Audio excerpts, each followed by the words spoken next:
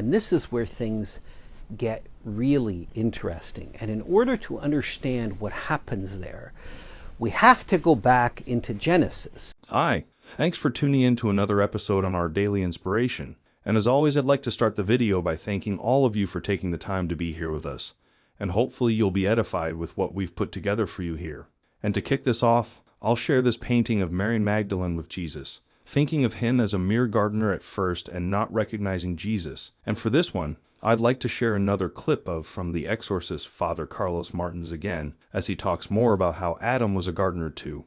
When God creates man, he creates Adam and places Adam in the middle of the garden. The job of Adam, the job of his new creation, is to till and cultivate the earth. So God forms a covenant with Adam.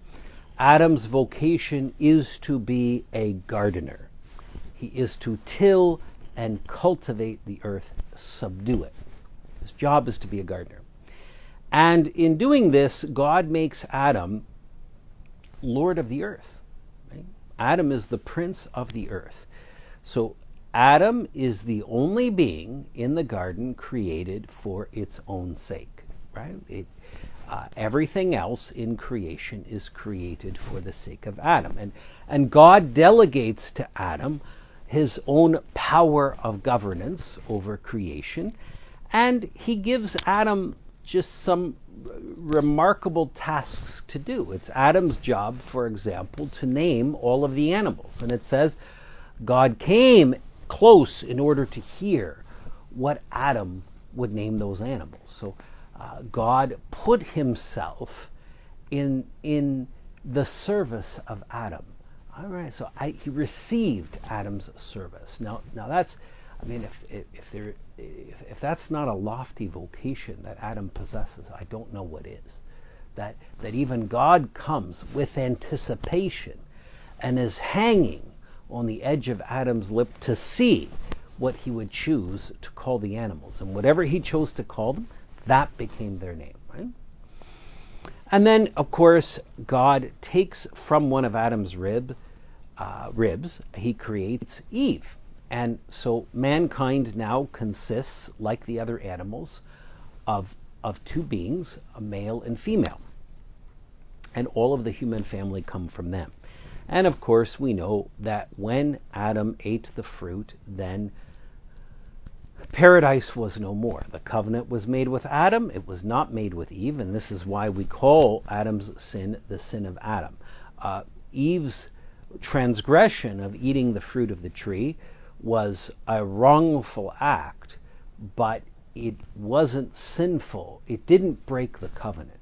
Adam's did, because the covenant had been made with Adam. So, and of course, then Adam is expelled from the garden, and he remains a gardener, because it says, by the sweat of your brow, the Genesis says, by the sweat of your brow shall you eat, and you will cultivate the earth, it will fight against you, and so forth, and life becomes difficult. We all know what that's like. At the moment that everything is darkest for Mary Magdalene, she sees somebody whom she mistakes for the gardener. And it was no mistake. It was Jesus. And isn't it ironic that he appears as a gardener? He was tilling and cultivating the earth, right? The new earth, a new creation. So the new Adam is very well aware of his vocation. He is to continue that work that was given to Adam. And now he continues it in a new age. It is an age where the earth is being recreated and all things are being made new. When I first realized that detail was there, that detail that we can just gloss over, the fact that the scriptures painstakingly produce a description of the vocation of the new Adam, that he's living it out, so much so that Magdalene in her grief doesn't recognize Jesus in the gardener, but simply sees him as a gardener, any old gardener. Right? This is a fact so beautiful. The scriptures have so many examples of this where the details are so ingrained within it in a way that's so beautiful that to me, these serve as proof of the truths of the Christian faith, because no human mind could have thought of this. Right? Human minds, even we are capable of creating great works of art, great works of literature, but so often what we create is banal, stupid, and ugly. And the fact that these details are there and continue to reveal themselves is an act of just profound glory. And it is there for the taking, there for the receiving. And I would like to follow this up to just talk a little bit about Mary Magdalene, as she also teaches us the great cost of such a Christ-centered life. When our hearts are focused on Jesus, the things that formerly held such value in this world quickly lose their luster in the weight of his gaze.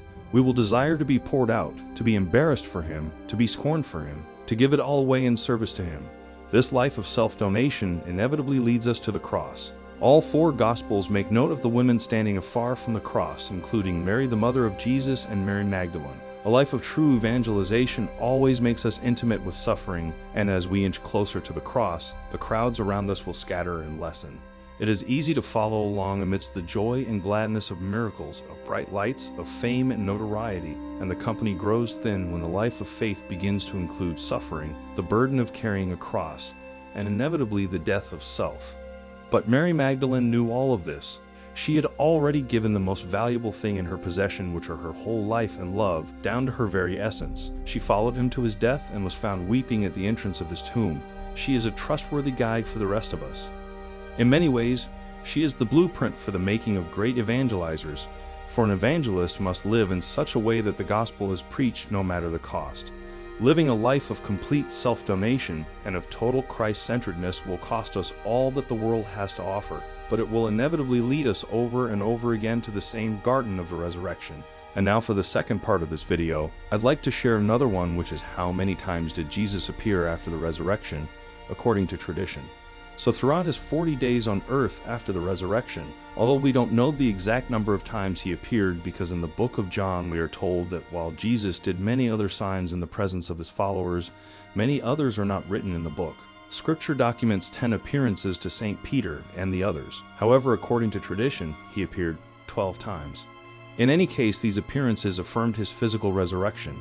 But who did Jesus appear to first? Well, tradition tells us that his very first appearance was to his mother Mary. Although not explicitly recorded in the Gospels, the church doctors and church fathers all maintain this like it was a known fact. But why did people not recognize Jesus after the resurrection? This is because of the mysterious nature of his resurrected body, often rendered him unrecognizable to even his closest followers initially. Mary Magdalene thought he was the gardener and only recognized him after he called her by name.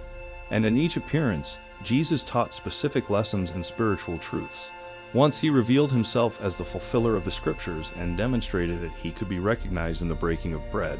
And then when he appeared to the Peter and the others behind locked doors, it affirmed his resurrection promises and established the church's mission. His reinstatement of Peter showed his forgiveness and the church's duty to shepherd his flock.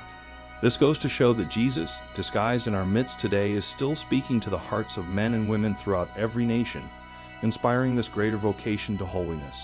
Well then, thank you so much everybody for taking the time to be here with us, and as always I hope all of you have learned a lot from this video.